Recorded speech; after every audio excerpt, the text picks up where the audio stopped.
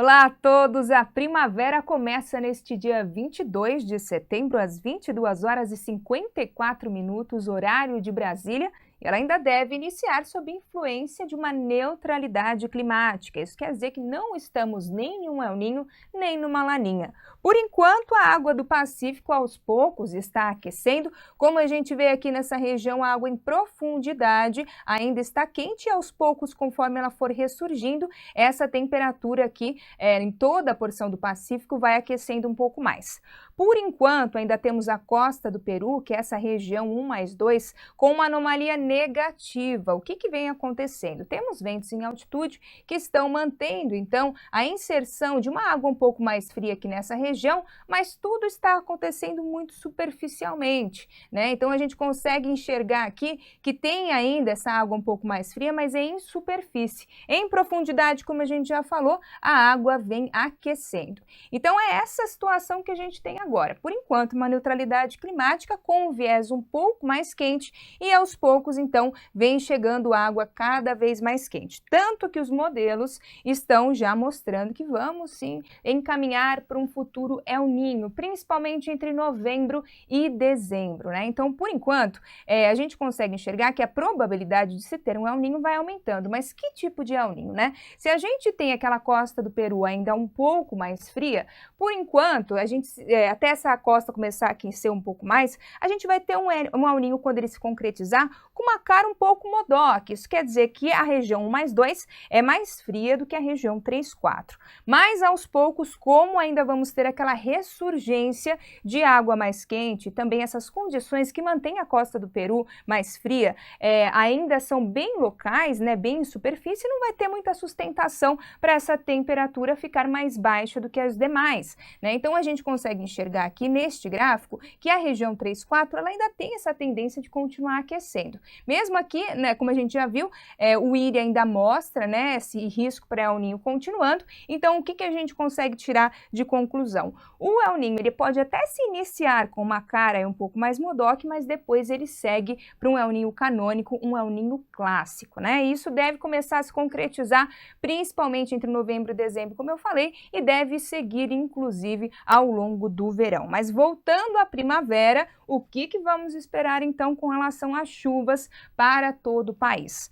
Agora no mês de outubro, a gente já não tem previsão, né, de um mês tão seco, mas mesmo assim o início desse período úmido deve ser bem conturbado. As frentes frias, elas devem ter tendência de avançar principalmente pelo oceano e não tanto pelo continente. Por isso, então, que as chuvas ainda devem seguir mal distribuídas. E a tendência, que como a gente vê aqui na climatologia, né, nessa média de 30 anos, é que ainda é normal que as chuvas já comecem a descer um pouco mais entre região centro-oeste, sudeste e região sul, né? E a expectativa realmente é essa, que a chuva comece a aparecer, só que de maneira mal distribuída. Então não vamos ter acumulados tão elevados, principalmente nesta faixa que vai desde o Acre até o Rio de Janeiro e Espírito Santo, né? Então as chuvas por lá são um pouco mais volumosas, como a gente vê aqui, em torno de 200, 250 milímetros, mas tem tendência de ficar abaixo da média. Não é que vai ficar completamente seco, mesmo porque a gente viu que o acumulado ele é maior para essa época do ano.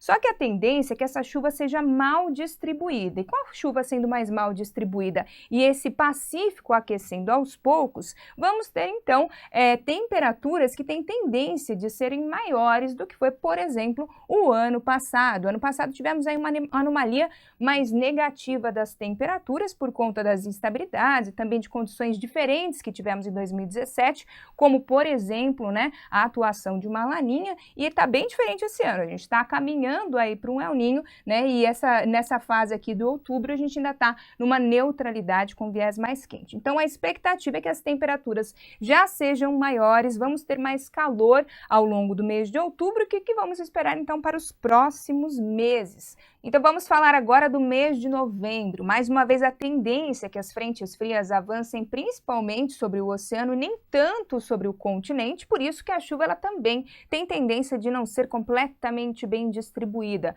Mas o mês de novembro já é bem mais úmido do que o mês de outubro, inclusive na climatologia. A gente vê que nesta região é normal chover em torno de até 300 milímetros. A chuva ela deve continuar até um pouco abaixo da média, principalmente nestas áreas mais centrais, mas isso não quer dizer que vamos ter um mês seco. Não vai ter previsão de chuva e apesar dela não ser completamente bem distribuída por conta desse aquecimento que está ocorrendo aos poucos aí no Pacífico e que vem influenciando nessa passagem dos sistemas, ainda vamos ter risco sim para temporais. Então, além de tudo, as temperaturas elas ainda vão continuar altas.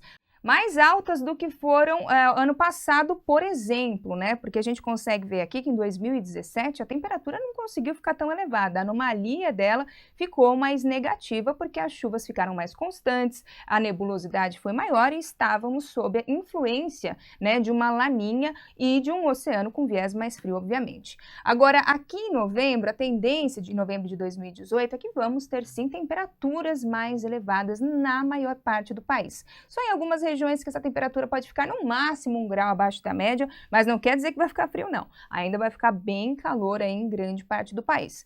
Temperaturas elevadas e umidade, né, como eu falei, risco para temporais. Isso não quer dizer que é porque a gente está nesse aquecimento que vai se desenvolvendo do Pacífico que não vai ter risco para temporais. Vai sim, né, só que essa chuva não vai ser completamente bem distribuída, como a gente já discutiu.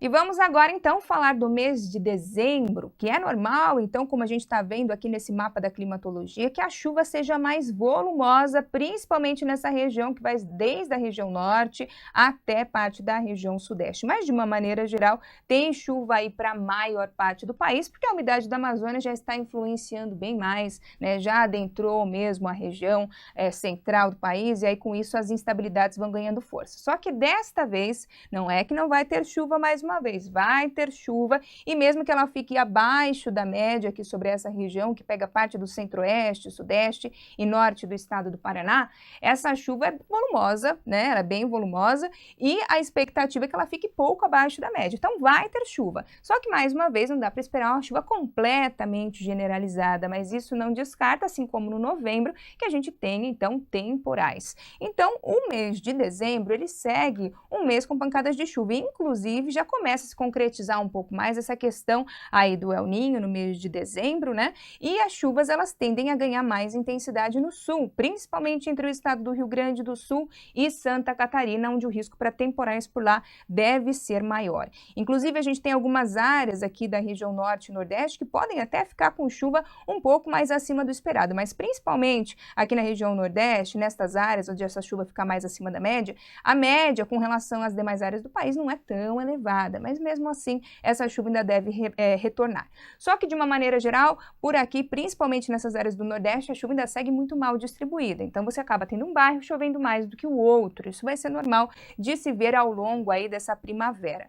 Inclusive, ano passado também choveu bastante, né? Tivemos chuvas que avançaram por grande parte do país, até mais, né, do que deve ser ao longo desse dezembro de 2018, mas a temperatura não foi tão elevada, salvo aqui pelo Nordeste, né? A anomalia acabou sendo negativa em muitas regiões. Esse ano faz bastante calor no mês de dezembro, por isso que esse risco para temporais aumenta, né? Então vamos sentir aí, principalmente nos momentos que não tiver muita nebulosidade, a temperatura subindo bastante ao longo da tarde. Então, para resumir, vamos ter uma primavera com chuvas que seguem até um pouco mais irregulares e temperaturas elevadas. Risco para temporais continua e aí a gente vai conversando mais nos nossos próximos vídeos. Até mais!